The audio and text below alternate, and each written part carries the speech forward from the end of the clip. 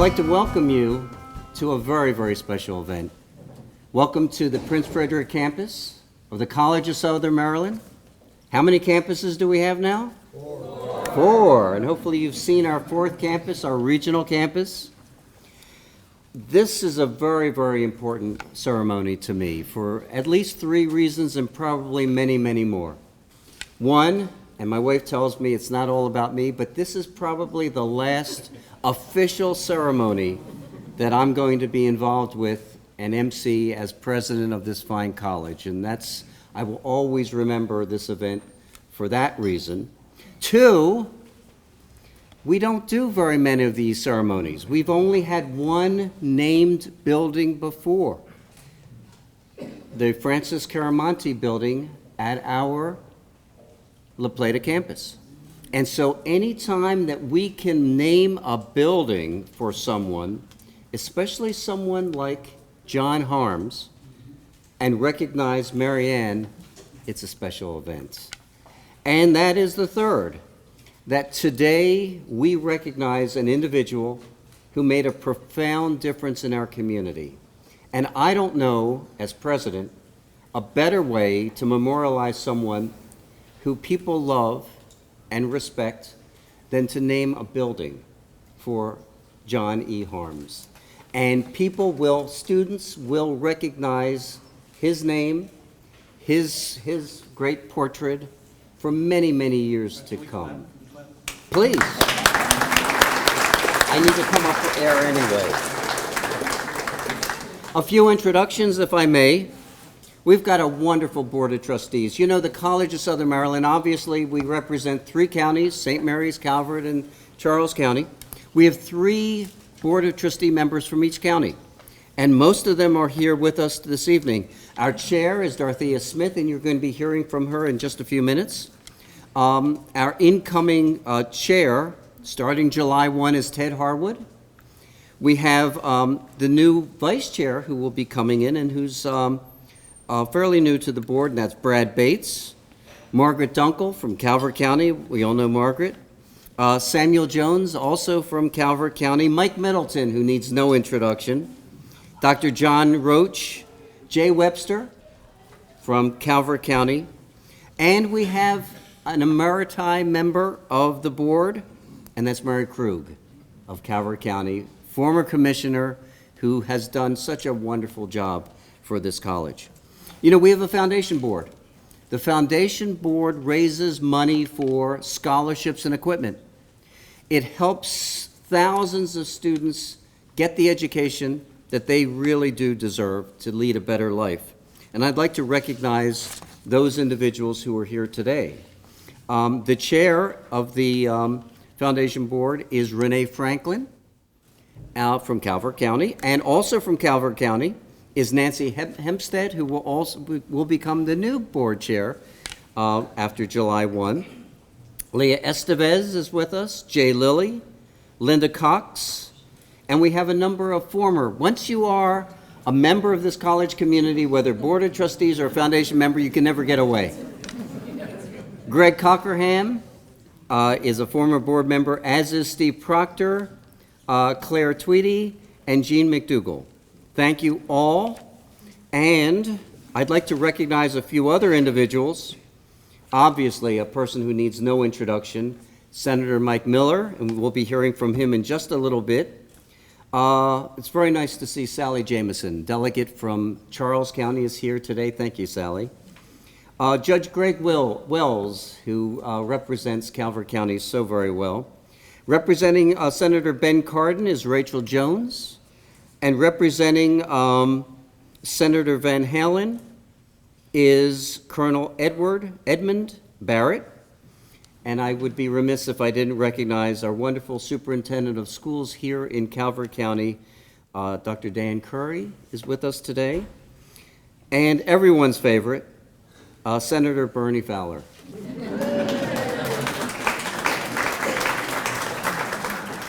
And I could go on, and I won't. There's two judges? I don't have them. And there are two other judges. Both of them named Riddle. Judge Riddle and Judge Riddle. And I apologize. My apologies. We do our best to recognize everyone. And someone who means so much to me is my wife, Linda, who is in the front row. Thank you. But I also want to recognize all of you, because all of you have many things in common, but one thing is clear. You all share a respect and a love for Marianne Harms. Many of you had the honor of knowing John Harms, and we are here to recognize Marianne and John, and thank you so much for coming.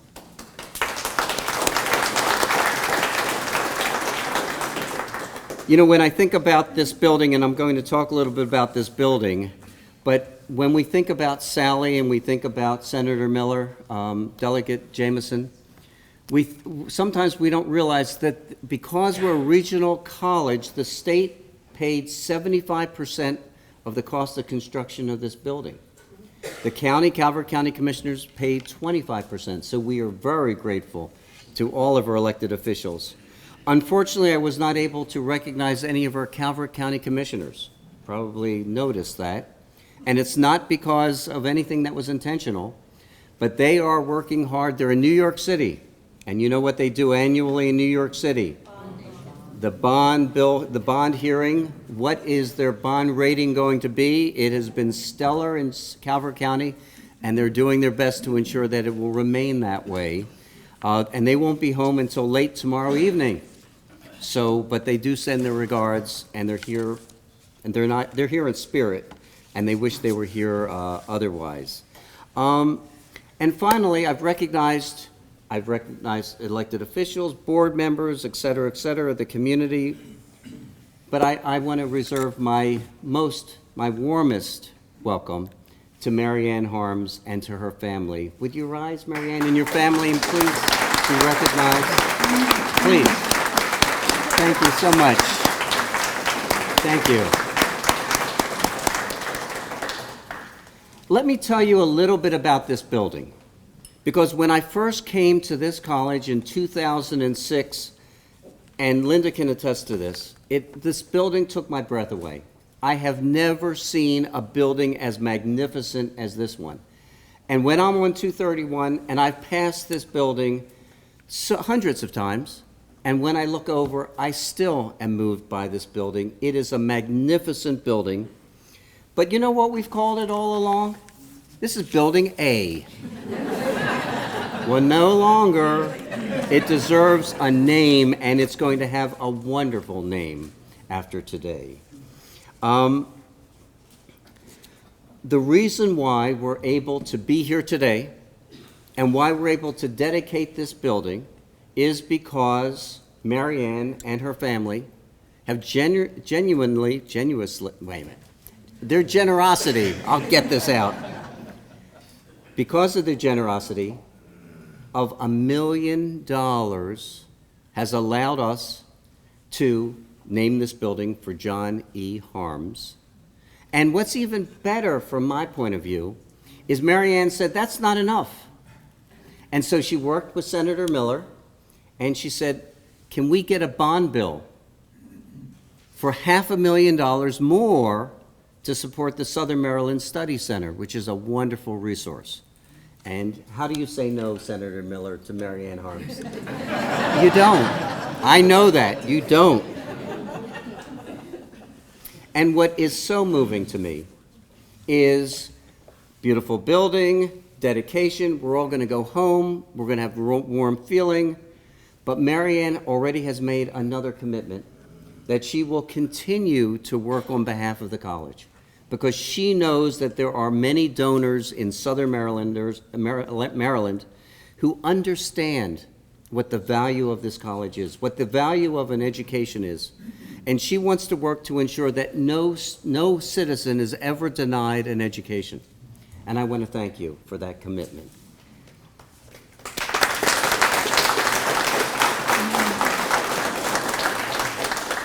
Let me tell you a little bit more about this building.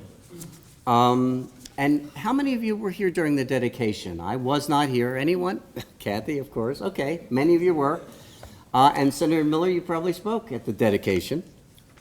It was completed in 2004, 2005. It is the largest building on any of our campuses. It's 56,000 square feet of excellence. It rests on 75 acres of land. And it is composed of, oh, by the way, that 75 acres will eventually house 3 additional buildings. So there will be 5 buildings on this campus. Hopefully not not too long, and working with Senator Miller, hopefully within my lifetime. This building, and by the way, hopefully you'll have an opportunity to wander around, to observe how functional this building is. It has 15 classrooms. It has 6 computer labs.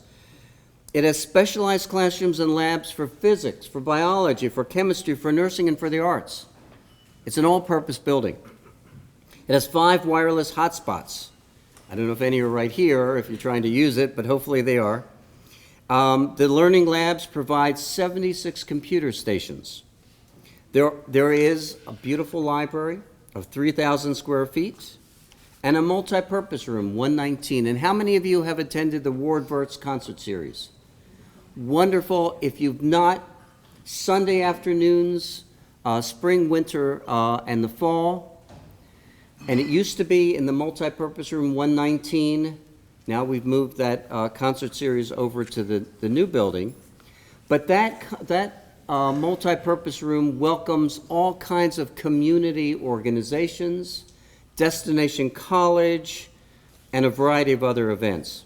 We have a distance learning interactive classroom. So many things happen within this building. Let me tell you a little bit about growth. When the building, in the fall of 2000, we have fewer than 1,200 students taking classes here. Now, do you remember where we were before this campus started? Trailers on Brooms Island Road. Remember that? No comment. But it was a start.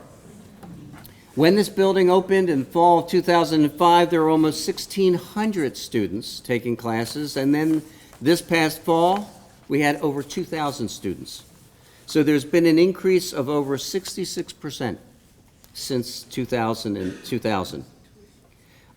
Interesting student body, and many people do not understand about community colleges. The average age of a student here on our Calvert County campus is 24 years old. 4% are dually enrolled. They're high school students taking classes here, and thank you, Dr. Curry, for your support. 61% are women. 82% attend part-time. Why are they attending part-time? Because they have jobs. Because they're raising a family. Because they can't come full-time. We provide that access to the future. More than 30% are minority. So things have changed over the years, but one thing that hasn't is our commitment to excellence. And because of the naming opportunity today, thousands of students will realize an education that they would not have received, but because of Marianne and her generosity, we're going to change society. We're going to make it that much better. It's now my honor to introduce Dorothea Smith, who's going to give a little bit of a look back in history, if I haven't taken too many of your points. I have to make sure I talk loudly. Yes. I've lost my old teacher voice, okay? But I have to talk loudly. Good evening. Good evening. It is indeed a special evening for the trustees and the entire Southern Maryland community. On behalf of my fellow trustees, I want to thank Ms. Marianne Harms for her generosity and foresight in creating $1 million endowed scholarship fund for our students. And I want to thank our trustee, Mike Middleton. Where are you, Mike? Oh, come on out here. Come on. I want to thank our trustee, Mike Middleton, for working with Marianne and making her idea a reality, Mike. Marianne, your donation will have a tremendous impact on many of our students. It will help our students in Southern Maryland to afford college and earn their degrees or achieve workforce training credentials. They will be able to do this in the new John E. Harms Academic Center, and that's very powerful. Let me go even further back in college history to highlight the significance of this gift, this building, and higher education in Calvert County, a deeper perspective. Some may remember the Community College of Calvert County. It opened in 1980 when interest rates soared to 20%, and a gallon of gasoline was $1.19. Evening classes were offered at Calvert High School until 1988, when the Prince Frederick Campus moved to a facility at Brooms Island Road, which was previously Calvert Christian School. Some of you may remember this. I'm going to regress a little bit because I remember because my daughter Michelle, I had to be brought back to this morning when I called her. My daughter Michelle lived in a place called Port Republic, Maryland, not far from Brooms Island. She was married, and she is working for Federal Deposit Insurance Corporation, which she now works as a system accountant. And she was looking through the brochures, and she wanted to take a class. And she saw criminal investigation. And she said, Mom, this looked like a metal box down there on Brooms Island Road. That's what she told me the story this morning. And I said, that was a trailer. And so she said, well, you know, I had no respect for the community college because I went to a 4-year college, and that's what they were preaching at the time. When I went to school at Thomas Stone High School in Charles County. And she said, but you know what? When I went into that metal box, she said, the professor was top-notch. She said the students were engaged. She said we had a good time, and it was just like being on a campus, a university campus. And the thing that she wanted you to know is that, you know, her attitude toward community college has changed, because she said, Ma, in my job at FDIC, I was sent to the University of Florida in Gainesville. She said, and I was given a free ride to get a banking certificate. And she said, $50,000 is what that place costs. And she said, and the course that I took criminal investigation, and she wanted to take more, Brad, but it wasn't offered. She said, guess what I'm doing now? She's also a chaplain, part-time chaplain in the Prince George's Correctional Facility. She said, I'm using that criminal investigation information I learned when I go into that jail every evening. She said, I'm using that. So she said, tell them, and Ms. Harms, look what her money is going to do for students. She said, because look what I got at the community college. And she's one of those ones we were talking about in the meeting who's going to talk about community colleges and say how great it is. Okay, that's my story. In October 2001, we broke ground for this flagship building. While under construction in May 2004, a cornerstone ceremony was held with the Prince Frederick Masons, and a sealed time capsule was buried as part of the college's 45th anniversary ceremony and Calvert County's 350th anniversary festivities. I'm sure Trustee Emeritus Mary Krug remembers this, right, Mary? If you want to know the contents of the time capsule, come back in May of 2054 to find out. What I do know is that the college and the community included within the capsule messages submitted by the community, newspapers, technology, and other materials from 2004. Finally, on May 6, 2005, 12 years, 1 week, and 3 days ago, this building was open. And here we sit today, June 15, 2017, celebrating the past, the present, and the future with the naming of this beautiful building and the gift of $1 million endowed scholarship fund. It does not get any better than that. So now let's ask a 2001 alumnus, CSM faculty member and student advisor at CSM, to share some of her experiences with us. Miss Amy Patel.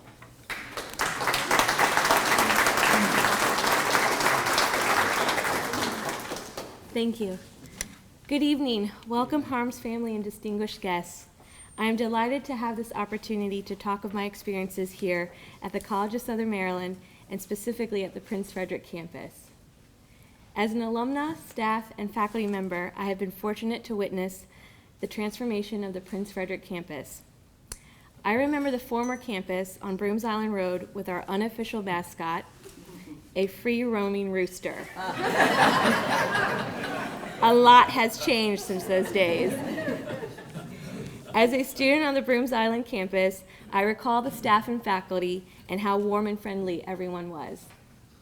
The relationships I formed early on as a student helped to shape my future and who I am today. Those first steps were instrumental to the journey I embarked on and beyond. My college advisors and professors gave me a solid foundation. I seamlessly transferred to University of Maryland, College Park, and earned my bachelor's degree. Afterwards, I earned my master's degree at Johns Hopkins University. While I was pursuing my graduate degree, I had returned as a college employee. The campus had relocated to this location and this beautiful building. As mentioned several times, we have this amazing facility with up-to-date technology and science labs that rival four-year universities. But the biggest change was that we no longer had that rooster. Despite the physical changes, the warmth and friendliness of the campus has never changed. I began to work in the Student Services Department, and my supervisor was a familiar face. She also happened to be the first person I saw when I began my educational journey many years ago. For me, coming back to CSM to work as an advisor felt like making a full circle, like I was meant to be here. I'm lucky to be a part of the advising team and to teach art courses for the college. I teach students, but I also get to learn from them. One key takeaway that I have learned from my students is that everyone has a story, everyone is on a journey. There have been many inspiring student stories that have traveled through this building over the years. It is a privilege to be a part of students' lives. I see the new transformation of this building to the John E. Harms Academic Center as part of the continuation of the warmth and friendliness of this campus. This building represents the heart of the campus where everyone is working towards a common goal, transforming lives through lifelong learning and service. Thank you for the opportunity to be a part of this day.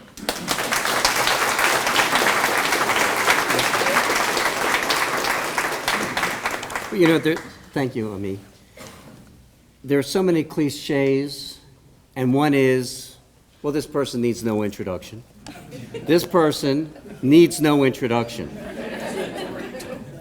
But I can tell you, as a transplant, that I know of no one who cares as deeply about Southern Maryland as Senator Miller, who is as esteemed, and whenever, all of us, whenever we have a problem, who do we know we can go to? Senator Mike Miller. So thank you. Anyway, Bernie, what were you, Saturday or Sunday? Sunday. Sunday was at Bernie Fowler Wade Inn, Patuxent River. And before that on Saturday, I'd been at with the canoeists and kayakers in Baltimore Harbor with Chesapeake Bay Foundation. And then I left there and went to the Save the Mattawaman Creek watershed in Charles County. And the person who was in charge of this said to me, he says, did anybody tell you look like Mike Miller?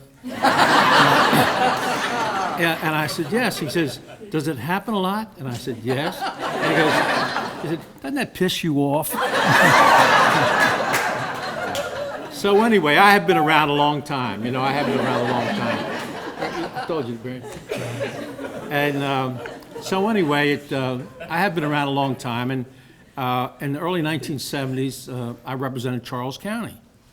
And I was privileged to represent Charles County and spoke at the graduation in the early 70s at Charles County Community College. And I enjoyed it very much. And it was a wonderful, wonderful facility, growing by leaps and bounds. And they had a fine president, Jay Carsey. Jay Carsey did a good job for a long time. And he was hitting singles and doubles. And then came John Sine, another fine man. Did a great job moving the college forward and inching a little toward other parts of Southern Maryland. And he did a good job.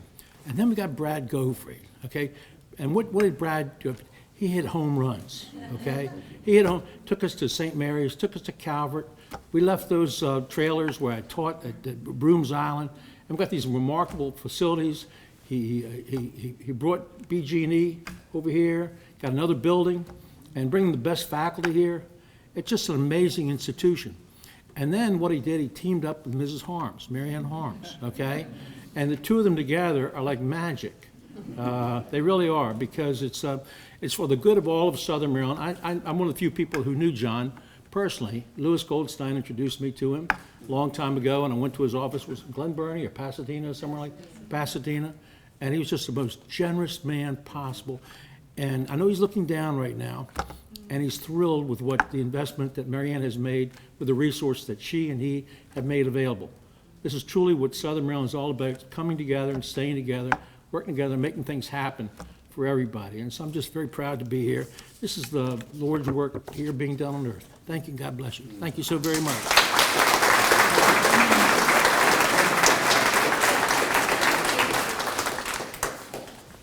Well, it's a great honor for me to introduce a wonderful person.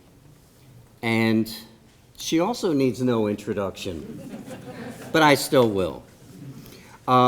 Marianne Harms, we all know, is a philanthropist. She is an astute business person, a land developer, a master gardener.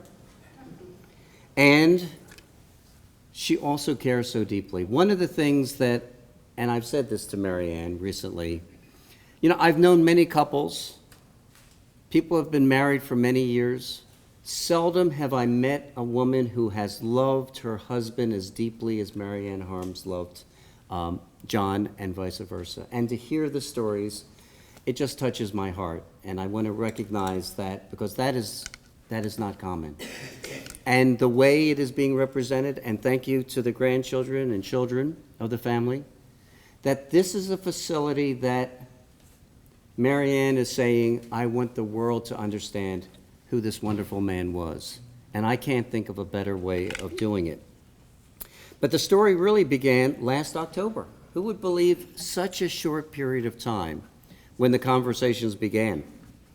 When she asked the college how we could work with her to help recognize this wonderful person. And at the same time, she wanted to help students achieve their dreams, to get an education, to be able to lead a life that they would be able to have happiness, be able to afford a home, raise a good family. She wanted to use the couple's good fortune to impact the future of thousands, and she will. And there were many conversations, sometimes just lunches, sometimes just chatting, sometimes talking about logistics.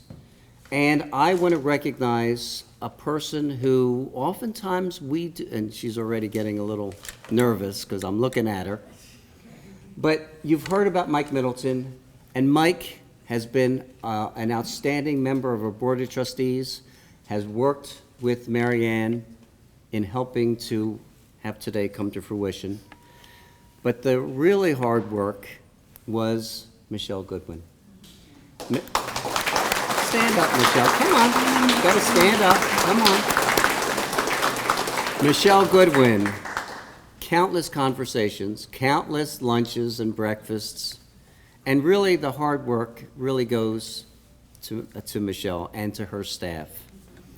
But let me get back to Marianne and to her family, because one of the things that she mentioned to us is how John really cared and respected higher education. It helped him to become a very successful business person. And I don't know if you're going, it's on the back of your card. I don't know, Marianne, if you're going to, I don't want to steal your thunder. But John was born in Hagerstown. He studied and became an engineer. Are you going to talk about this? Yes. Oh, I'm not going to talk about this then. But what I am going to say is this is but one example of the generosity of the Harms family. If you go to, and I see Dean somewhere from the hospital, the Healing Garden at Calvert Memorial Hospital is named for the Harms family. The Harms Gallery at Calvert Memorial or Calvert Marine Museum. The Marianne Harms Multidisciplinary Suite at the Sheldon E. Goldberg Center for Breast Cancer at Calvert Health System. So this is not an unusual event that the Harms family have continually reached out to the community. And I want to give you a quote. It's also behind the program, because I really do embrace it myself. John Harms believed that the value of a man should be seen in what he gives and not in what he is able to receive. And that is so, so very true, and he lived by those words. It was Marianne's mission to help to continue to fulfill his dream, and she is. And that is what has inspired her and all of us to be here today. So I'm excited to welcome you to the newest edition of the College of Southern Maryland, the John E. Harms Academic Center, and it gives me great pleasure and a great honor to introduce Marianne Harms.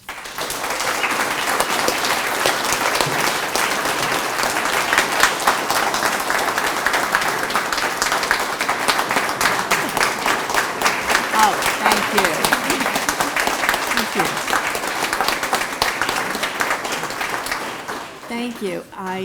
I want to let you know that we do have somebody here who was really at the inception of this college, and Judge Riddle just shared with me, he was a teacher in a trailer at Calvert High School. So I think he's the first one, and look what happened to him. Well, look how our teachers managed to go forth and prosper and succeed. So thank you, Judge Riddle. I'm glad that Peggy Jo Denton is here because she is John's daughter, and so I want to tell you about John. And she will correct me because he told lots of stories and maybe they're not all true, so Peggy will let me know. But I wanted to make sure that he was not forgotten. He was 93 when he passed away 2 years ago, and he's outlived most of his contemporaries. I think Senator Fowler there is a familiar face and probably one of John's contemporaries. But I think it's so important that we don't forget, and so this is my way of honoring him. And certainly in a building that provides education is the proper venue for him. But as Brad was about to say, John was a self-made man. He was born in Hagerstown in 1921. His father was a pastor of a large congregation. His mother was a teacher, and I think that instilled in him the drive to always have proper language and proper diction, and probably why he became an engineer, because engineers are very structured. He said his childhood was like a Norman Rockwell one, but he was a PK, a preacher's kid, and he said he didn't get away with anything because the whole town was watching him. Somehow they managed to get him into Gettysburg College for 2 years, and then he transferred over to Johns Hopkins. He said he lived in a boarding house there, and it was in the beginning of the 40s. When he graduated as an engineer with his class, they walked across the stage and the Army was on the other side of the stage. And they were immediately taken into the Army, set off to boot camp, and within a couple of weeks, they were all off to combat. John was sent to the Pacific. He served in the Philippines, and then he was sent to New Guinea, where his vivid tales of being on top of a mountain, trying to build a runway through the jungles, and then running water lines down off the top of the mountain to a harbor, and we have yet to find which harbor it was, but that was an essential thing to provide clean water to the ships coming across the Pacific and on their way onto the campaign. He said that before they invaded Japan, that all the troops were pretty sure that nobody was going to come back because they thought that it was so well fortified. And he credited President Truman with his actions with Hiroshima and Nagasaki with saving his life. I say this because I see so many young people, and these things you only saw on National Geographic, but there were actual people we know that were there. So when he got to Japan, he was assigned to special teams of inspectors that went through Japan and designated which factories would be destroyed and which factories would be left, because it was the intention that Japan would never be armed again. So you can see how time goes by, and people who were once your enemies are now our allies and producing vibrant communities. John came back. He married his sweetheart. and started a family, worked with several businesses, but eventually started his own engineering firm in Pasadena, Maryland. And Harms and Associates had 45 great years as almost one of the largest firms in Maryland before they closed. He was very proud of that. He was very proud of being a civil engineer. He loved to build things, and he designed many communities in Anne Arundel County, water lines. Part of Route 4 was surveyed by his firm. The GPS markers up in Anne Arundel County, which used to be cement obelisks about 3 feet tall before we had all our new technology, was the first big job his firm had. And so he prospered, his family grew. Eventually they moved down to Calvert County to the beautiful farm that he had been acquiring for many, many years. He bought the first farm off of Wilson Road in the 60s. That first 170 acres grew to 600 acres as he purchased additional farms, and that was his passion and his best fun time. He liked nothing better than getting on a big tractor and going out and bush hogging or whatever tree he could find to push down.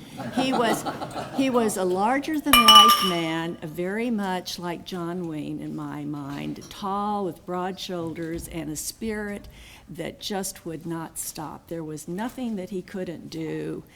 His boundless enthusiasm and his confidence in himself, I think, is probably something that would have served very well in Texas, building a cattle empire, or in the Pacific Northwest with the timber industry, or some swashbuckler. But he was here with us now, and he enjoyed every minute of it. He loved the bay. He loved to go out on the water, but he had no tiny, quiet, elegant sailboat. The larger, the noisier, the bigger that boat, the more he liked it, and he loved to take a big Hatteras. I think his last one was 60 feet long, across the bay to the Crab Claw in St. Michael's every week with Anne Arundel executives, because that was the way business was done way back in the day. And so the years went by. We met at the Marine Museum as the first board members for Anne Marie Garden, when Anne Marie Garden was just 30 acres of pine trees, and the county commissioners appointed us to that board along with Fran Koenig. So we, once again, he got to think about designing something, and together with our other members, we laid the foundation for Anne Marie Garden, which is now one of the most beautiful places in Calvert County. We decided as the years went by, he just really felt that he wanted to give back.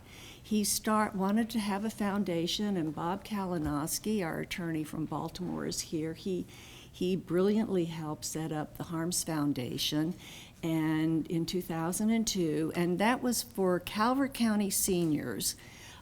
We wanted the money, we wanted to do it here, not up at Johns Hopkins. We wanted to do it in our community for our people. It was for students. They didn't have to be straight A students, but they had to have glowing reports from their teachers, and they had to have dreams for the future. And so every year we took our packets around to the 4 high schools, and we got applicants back, and we would spend $10,000 or $15,000. And that's when we learned, as we went over the applications, that there was such a need for help for students, for education, especially here in Southern Maryland. So many people could not afford to go to the University of Maryland, Georgetown, the large universities, and the letters that we read from students were just so heart-wrenching that started to focus us on what we wanted to do. We were business people, we are business people, and as you all know, you can be very conservative, you can do everything right, you can save your money and be prudent, but lots of times the economy you have no control over, you have no control over world events, and sometimes it's just fate or the hand of God or whatever that you end up being successful in the end. And we were so blessed. So it came to pass that this College of Southern Maryland kept showing up on the applications. And so as John got older and everything, we thought that that would be the place we would give a gift to.